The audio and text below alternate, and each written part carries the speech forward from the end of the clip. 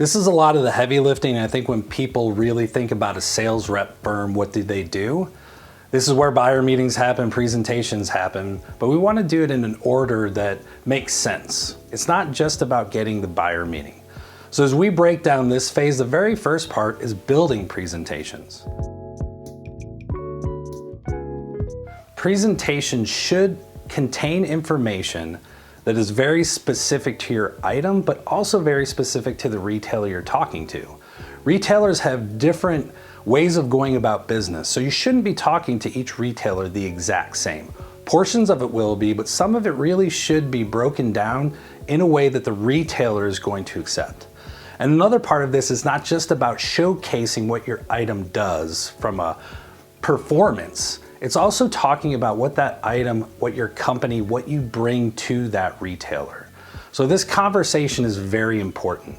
After the building presentation is the most obvious part, and that's buyer meetings. This is where we go and search retailer buyers. There's different avenues and different ways. I think a lot of people think that finding one buyer and one retailer is the only way to do it. There's a lot of tools out there. There's a lot of different ways to sell into retailers that are different. Are there seasonal buys? Are there front end opportunity, clip strips? They're all different buyers at a lot of different places. Is there one spot that item truly lives, or are there multiple spots where we can go after multiple buyers?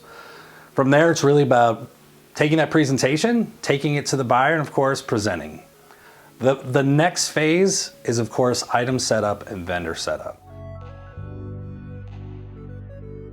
This is the tedious task that has to be done, but it's the most rewarding because this means that you've built that relationship up, you've proven yourself, and now you're in. Vendor setup, item setups, understanding the systems is something that we do very well. We've been doing for a very long time. There's a lot of confusion in understanding how do I do, a vendor item sheet? How do I do an online sheet? How do I do a lead time audit form?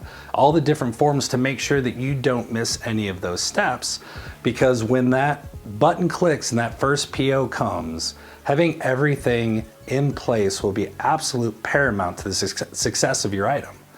So in phase 2, that's what execution is really about. So let's move on to phase 3.